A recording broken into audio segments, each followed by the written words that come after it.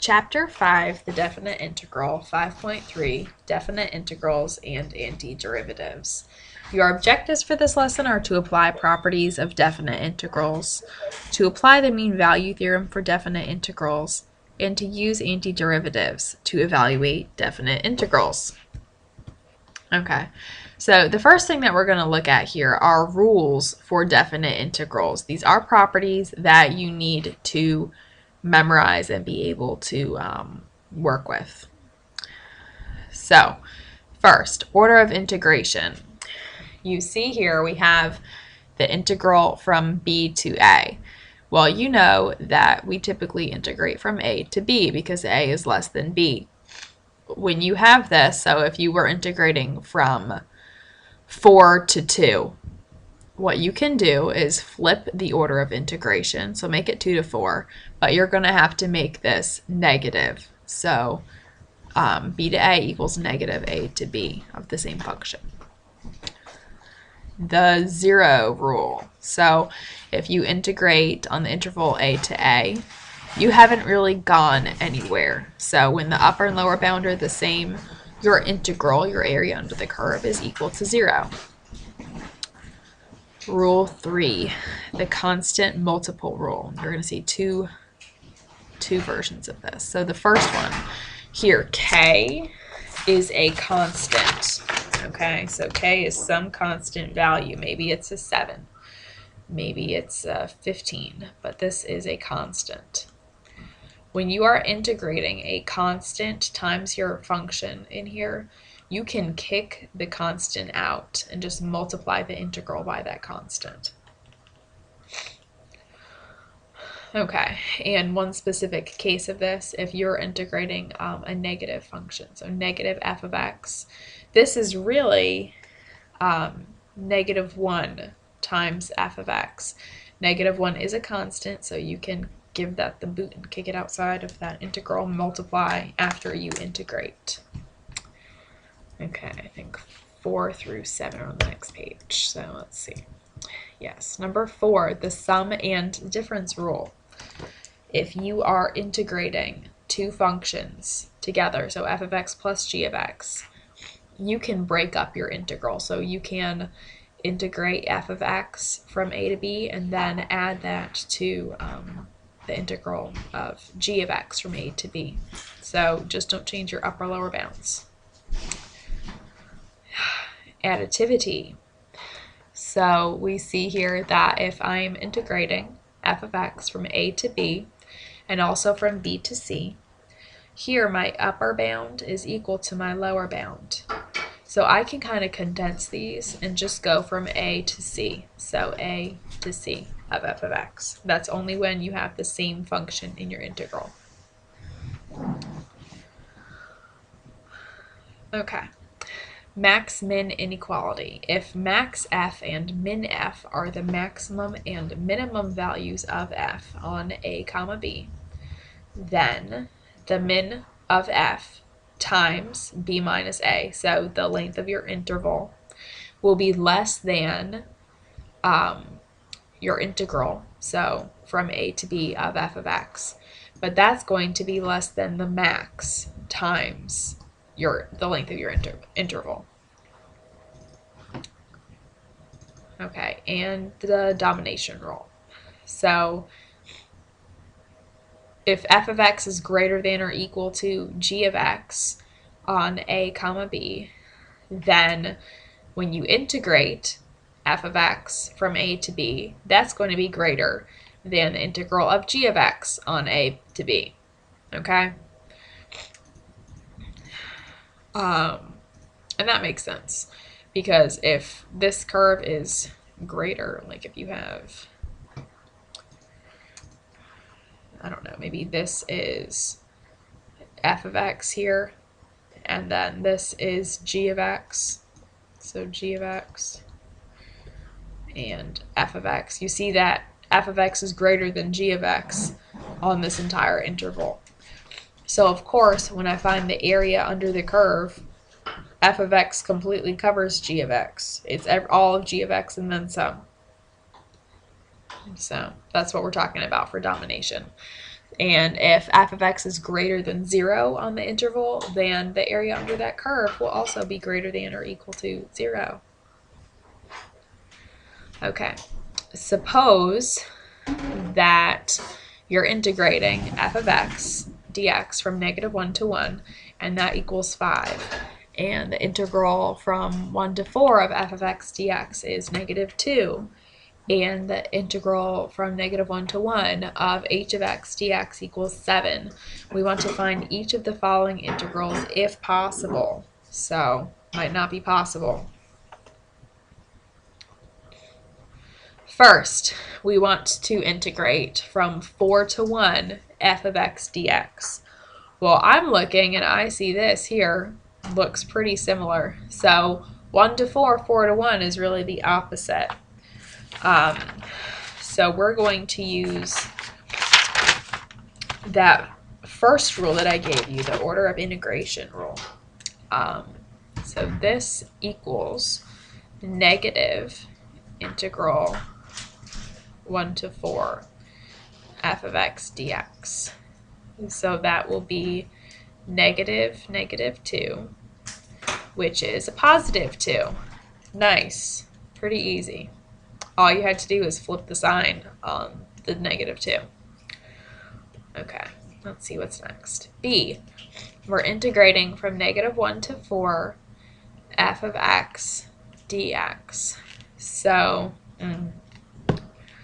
well, I see my lower limit is -1, and that matches this one here. My upper limit is 4, which matches this here. And these two integrals have, well, this upper bound is the same as this one's lower bound.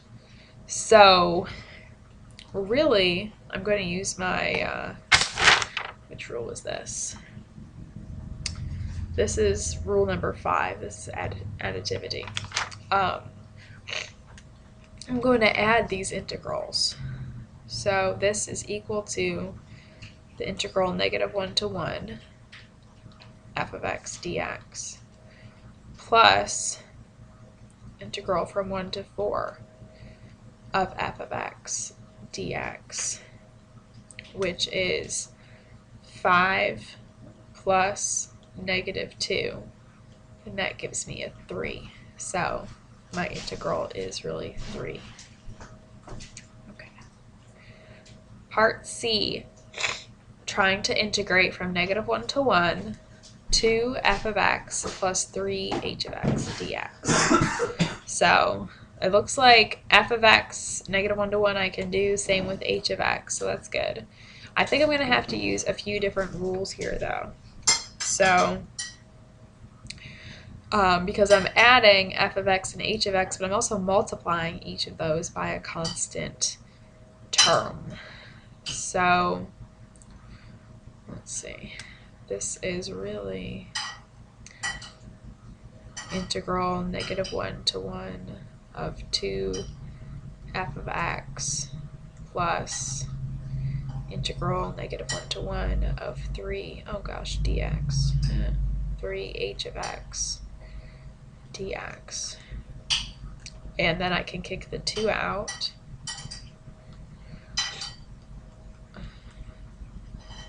And kick that 3 out also. Okay. And now I know that this is equal to 5. So I have 2 times 5 plus 3 times, what's that? Equals 7. Okay. And this gives me 10 plus 21, which is 31. Okay. And I did this in a lot of different steps. If you were able to just skip to this third line here, then that's great, you know, and just do that because that's really what we're going for. Okay. D, E, and F. Let's see what we can do. So D, we're trying to integrate f of x from 0 to 1. Well, I don't think I can do that because none of my bounds include a 0 for f of x. Yeah. So this one's not possible. We don't have enough information because we cannot assume that half of the interval is going to give half the integral. So even though here 0 is halfway between -1 and 1, that doesn't mean that your integral is going to be 2.5. So sad. Part E, need to integrate h of x from -2 to 2. No, we can't do that either. We only have this information about h of x. We can't really just double the integral. So there's not enough information here either.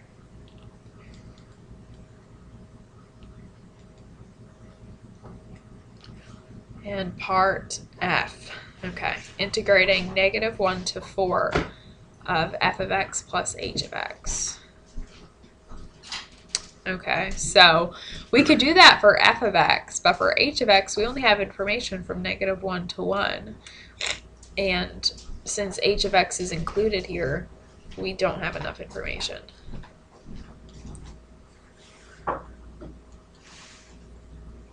So not enough information about h of x.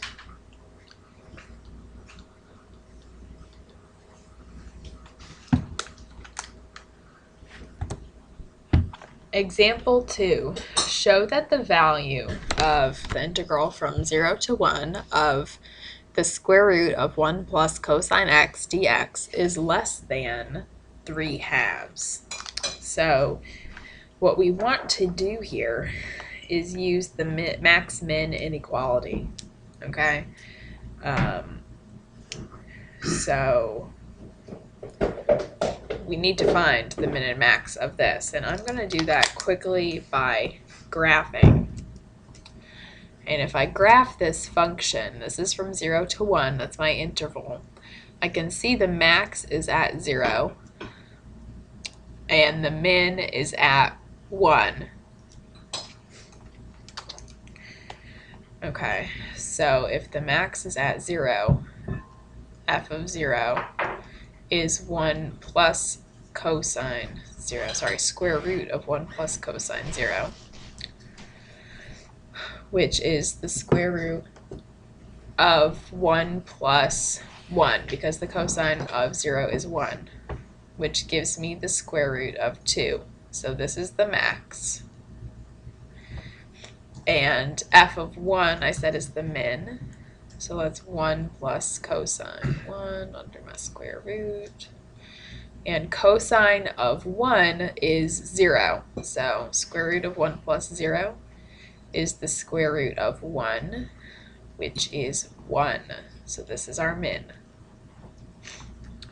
So this value will always be between the max and the min. I could say the min times b minus a, so 1 minus 0, is less than or equal to this integral from 0 to 1, which is less than or equal to the max times b minus a.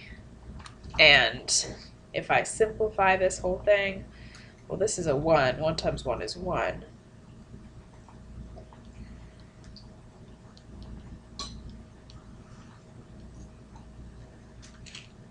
And again, that's a 1.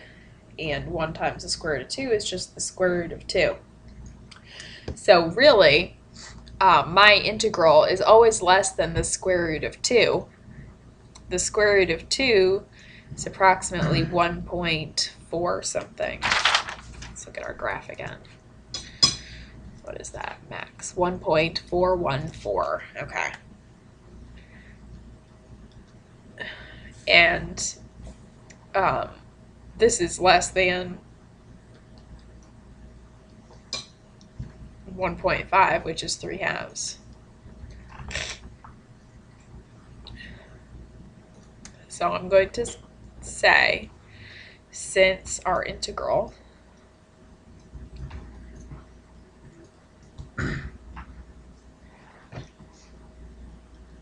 is bounded above by the square root of 2, which is approximately equal to 1.414.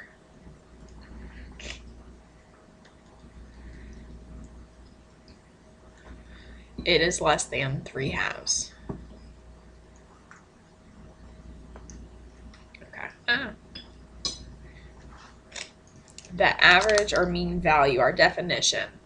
If f is integrable on the interval a comma b, its average or mean value on a comma b is defined as, so average of f is 1 divided by b minus a times the integral from a to b of f of x dx. Example 3. Find the average value of f of x equals 4 minus x squared on the interval 0, 3. Does f actually take on this value at some point in the given integral?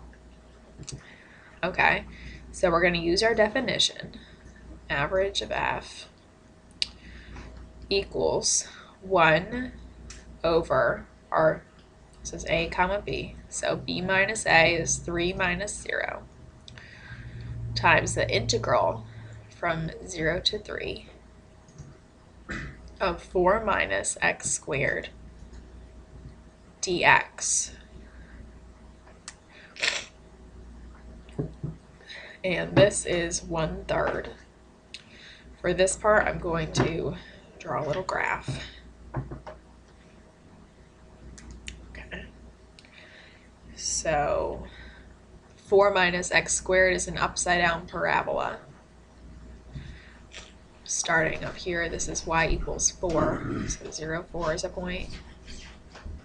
And it intersects the axis here.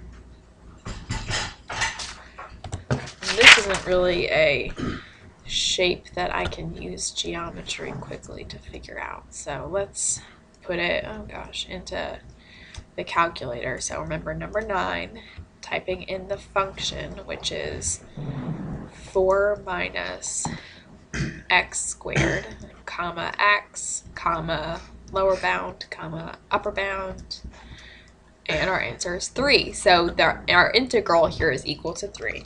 So we have 1/3 times 3, so our average value is 1.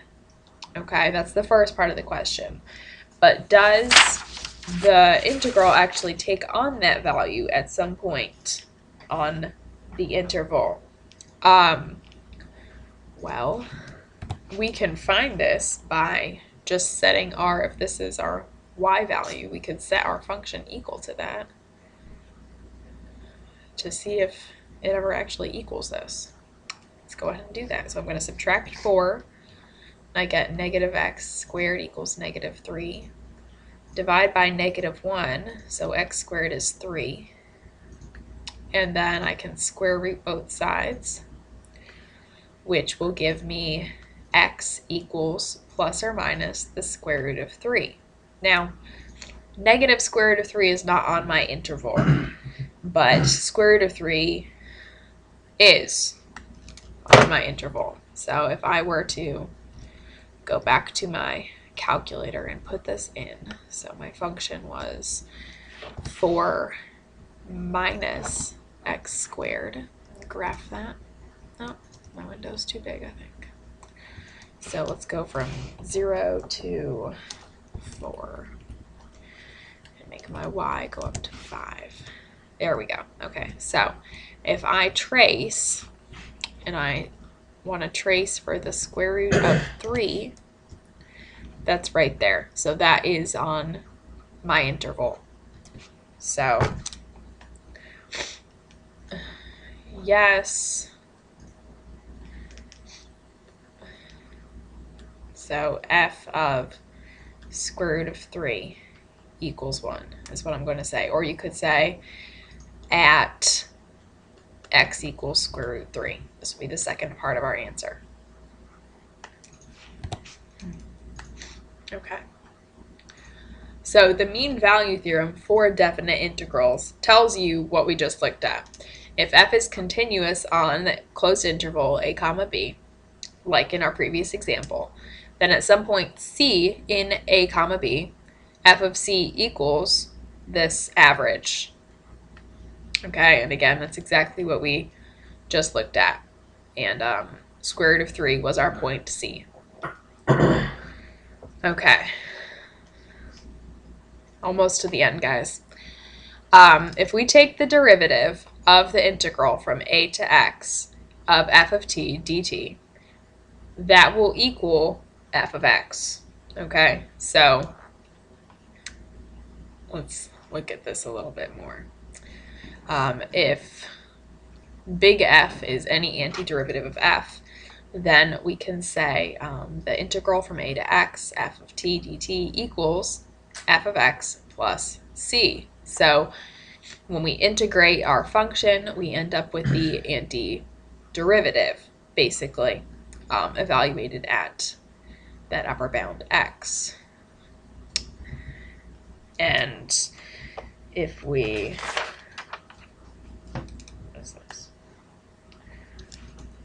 were to evaluate, because we can choose whatever we want for the upper bound. If I evaluate that at a, so I'm going a to a, f of t dt, then this is going to equal big F of a plus c, okay? Because all I did, I plugged in an a for this x, so I'm going to plug in an a for this x.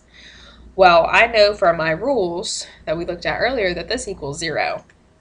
So 0 equals f of a plus c, my constant. And therefore, if I subtract my big F of a, I got negative f of big F of a equals c. Okay? And really, I can take this and substitute it for c. So really, when I integrate from a to x, I have the antiderivative evaluated at x minus the antiderivative evaluated at a. So antiderivative of the upper bound minus antiderivative evaluated at the lower bound. This is very useful. Example 4. Find the integral from 0 to pi sine x dx using the definition that we just looked at. So the first thing we need to do is really find the antiderivative of sine x. And the antiderivative of sine x is negative cosine x plus c. Okay? We're not going to worry about that c though. What we are going to do is evaluate this function. So integral 0 to pi of sine x dx equals the antiderivative, so that's negative cosine, evaluated at our upper bound, so of pi, minus the antiderivative evaluated at the lower bound, that's our 0. So we have negative cosine of pi, let's see, that's over here, that's a negative 1, minus cosine of 0 is positive 1, so negative 1. Okay, there's a lot of negatives here to take care of. Negative times negative gives me a positive 1, and then this is negative 1, that's a, change that, so that's a plus 1. So I get 2. Okay, so the definition that we just looked at and just applied here in example 4 using antiderivatives is very useful because it lets us evaluate our integrals without using a calculator. And as you know, a large part of your AP exam, you don't get to use a calculator. So remember this. And that is it for 5.3.